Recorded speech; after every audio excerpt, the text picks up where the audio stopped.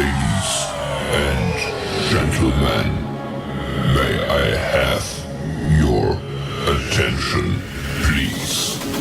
The show starts in 3, 2, 1, go. Good morning, CaneSport. It's October 26, 2021. I'm Gary Ferman, the publisher of CaneSport.com, joined as always by our managing editor, Matt Shodell, as we discuss the news of the day. And a lot going on, football and basketball today. We've got Basketball Media Day coming up later, so we'll have some basketball content for you this afternoon. But I guess we're starting out the day with football and starting to pointing towards Saturday's huge game, really, for Manny Diaz at Pittsburgh, a team that is going to come into the game as about an 11-point favorite over the Hurricanes, but a game that, quite frankly, Manny has to win if he wants to keep open the possibility of being asked back for a fourth season next year. I think that that's become relatively clear. The 1-point victory against NC State on Saturday, I think we can all agree, clearly extended his evaluation period that Blake James so eloquently circulated through national circles on Friday. So now the evaluation continues to another week. And Matt, am I wrong? I mean, he's on the hot seat. He's being evaluated. And passed the first test against NC State. Now he's got another one against Pittsburgh. Yeah, I mean, look, I'm not like I'll watch like the first Rambo. I'm not watching Rambo First Blood or whatever. I don't watch the sequels of like some of these movies. I'm not going to do the same Good Morning CaneSport we did yesterday. I mean, we like talked to this ad nauseum. Like it's just obvious at this point. Like. Blake James backed himself into a corner with his ridiculous comments about evaluation and, seeing how Manny does the rest of the year. And there's no point to it. It's just stupidity. I'm not getting my blood pressure up. I'm on a half dose. I'm not going to the full dose of my losartan. It's not happening. And 25 milligrams, that's it for me. So I can't do this again. I can't do the Rambo sequels or the Rocky sequels like right now. I'm sticking with the original. Everybody just watch yesterday's Good Morning CaneSport. It's almost weird because you're like in a holding pattern until every Saturday. And every week for 6 days, it's like the same thing. Like, what's going to happen? What's going to happen? And then if they win or lose on Saturday, is there an immediate change? Do they do your route where it doesn't matter? They just keep evaluating, listen, all the reporters I talked to on last Saturday thought if Manny lost to NC State, he'd be fired.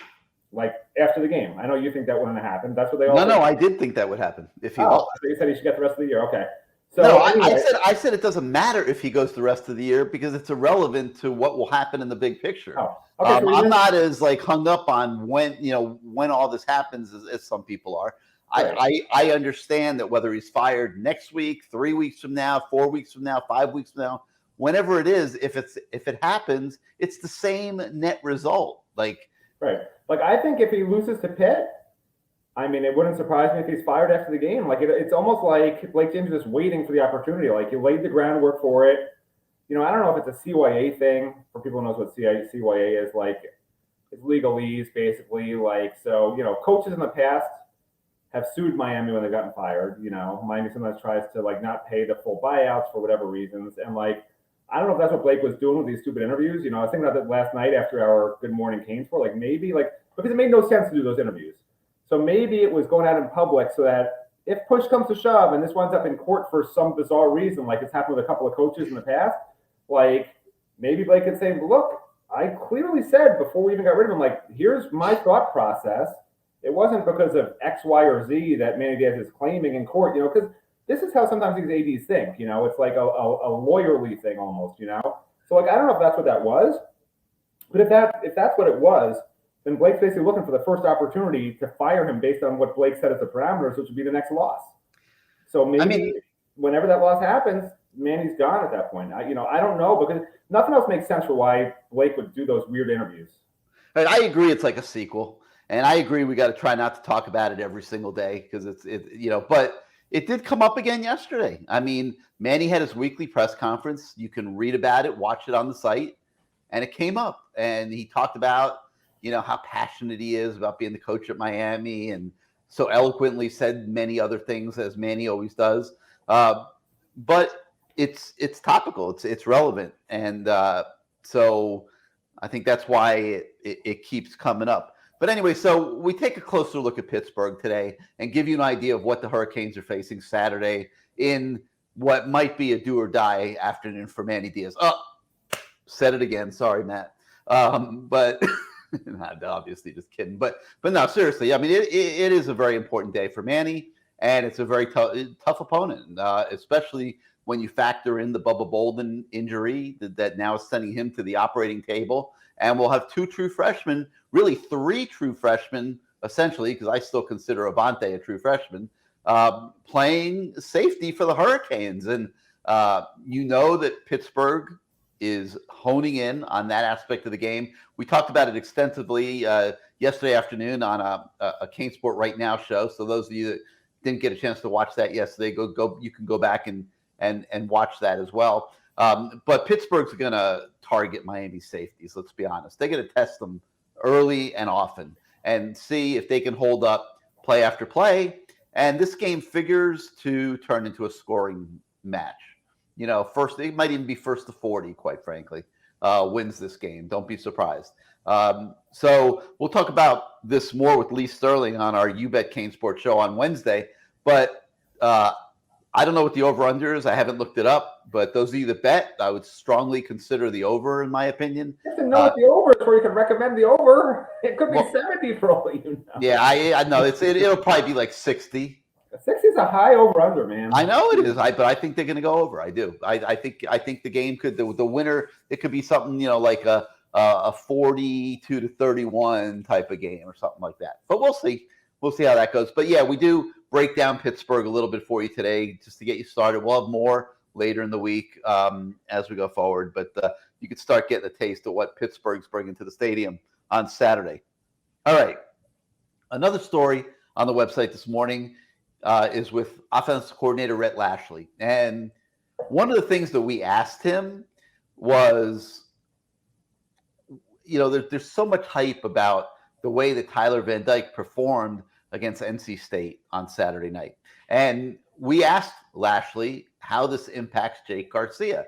And it's a very applicable question because, first of all, there was some talk that Jake might be back for November. And we're sitting here now in the last week of October. So, that's an issue. Is he going to make it back? When is he going to make it back? If he does make it back, how do they use him? Do they put him back into a platoon with Van Dyke, even if Van Dyke is performing well? Or do they consider Van Dyke the de facto starting quarterback now going forward through the rest of this year into next year? And what does that mean to Jake Garcia, who would be sitting there saying, whoa, what about me? I haven't had a fair chance to compete, which he wouldn't be wrong. So this is an issue for the coaches. And right now they're just trying to win football games because they want to try to keep their jobs. And they're not really worried about the big picture or Jake Garcia, quite frankly, right now, or any of these side issues pertaining to the future. But it is an issue for the future because, Jake Garcia deserves a chance to compete. Like he might be the better of the two. And you're only going to find out if you put them in direct competition. I think that's important. I don't think that Miami can make Tyler Van Dyke, Matt, the unquestioned starter for the next 3 years and pretend like his competition with Jake Garcia never existed.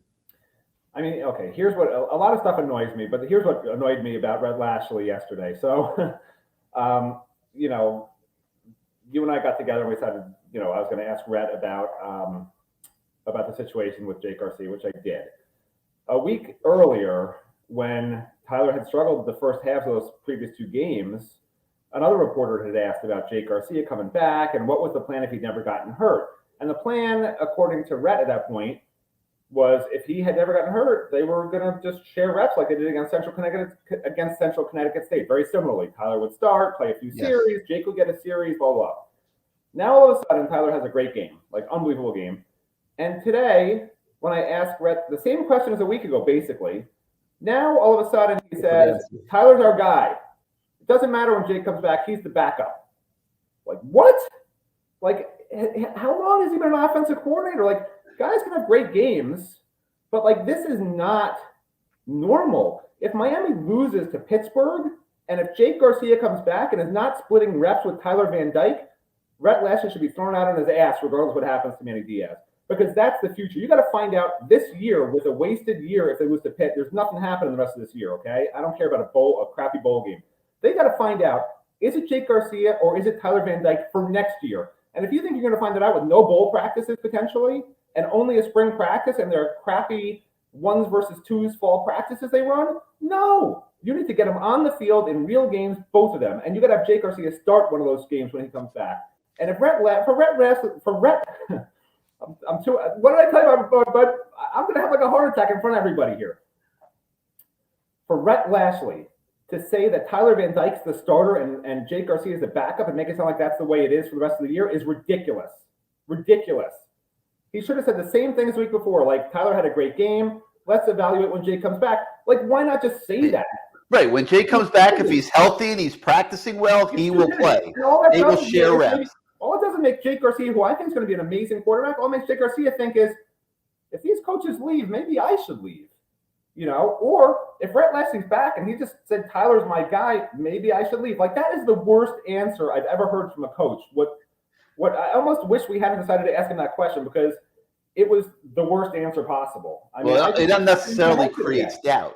Yeah, I mean, that doesn't need to be created. I mean, you got two kids that are good prospects, a quarterback. You have to figure out who the best one is. There's no better way to do that than put them into real games. Like you said, the practice field at Miami has not always been the greatest indicator in recent history of anything.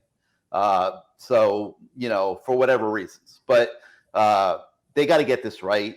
They got to, you know, make sure that they pick the right quarterback because, of course, there is a chance that the guy that isn't the starter will transfer. You know, he's just like N'Kosi Perry transferred. Look how he's doing over at FAU. He's starting, playing relatively well. So, yeah, they got to get this right, and I hope that getting it right involves playing both of them when Jake Garcia is healthy. If Jake Garcia is not healthy in the next month, well, then they don't have a choice. They got to take it to spring practice. All right. Also, today on the website, we've got our Canes in the NFL Week 7 recap. You can take a look and see what all the pro Canes did in the NFL stadiums on Sunday. Mentioned Bubba Bolden's shoulder injury. Our CaneSport Right Now show. Those are all on the website. An interesting element of that is Isaiah Dunson, who just got taken to school at cornerback against North Carolina State on Saturday, is now being moved to safety to provide depth at that position as opposed to providing depth at cornerback because he didn't perform very well at cornerback. And I guess they figured they'd rather have him running third team at safety instead of corner. He is a safety. He never should have put a corner in the first place. They just had too many safeties and not enough corners. He belongs there. Maybe because he has not looked good at corner for sure. All right. Another interesting story on the website today. You remember the name Anthony Moten, a defensive lineman for the Canes several years back. Well, he's got a younger brother named Ahmad who goes to Cardinal Gibbons High in Fort Lauderdale, who's started to get recruited by the Hurricanes. Doesn't have an offer yet. We don't know if he's going to get an offer, but he's a legacy in a way, and he is starting to be recruited. So we figured we'd do an update on him, and you'll see that on the CaneSport.com website today. All right, a couple programming notes. We told you that Basketball Media Day is today. We will have reports from that. Later on, we'll be speaking to Tyler Van Dyke today. We'll see what kind of crazy prediction he might make this week. By the way, it's all fun, but every Miami fan who has been watching like anything we've done, you do know by now, right, that Tyler Van Dyke did not mean it to come across the way he said it. He didn't mean He literally said in the postgame, like, I didn't mean it the way he cares? It was fun. We've talked to players and they're like, yeah, he didn't know what he was saying, you know, but it's just funny on the outside because, like, he's the most mild-mannered guy who never ever wants to like be in the spotlight at all. I And know. the fact that he put himself in there accidentally is just freaking hilarious. I know he is. He's a totally mild-mannered kid that was totally He not had his no idea style. what he said. He had no idea what he said. Yeah, they got a kick out of it. His teammates got a kick out of it. You know, I think everybody in the building got a kick out of it because that's not him, and he's not a braggadocious kind of kid. But he just got caught up in the moment and said, "Hey, we should put 70." Didn't quite make it, but they did get a 1-point victory. Anyway, so so we will have a Tyler Van Dyke update later today as well as the Basketball Media Day updates. A couple of our programming notes tonight. CaneSport Live returns. Should be a great show. And then Wednesday night, the Lamar Thomas Show will be back. And interesting guest list starting to evolve for that. And we'll save that for tomorrow and let you know who's going to be on the show. So that's going to do it for Good Morning CaneSport today. For Matt Shodell, I'm Gary Ferman. We thank you for joining us once again, and we'll see you tomorrow morning, everybody.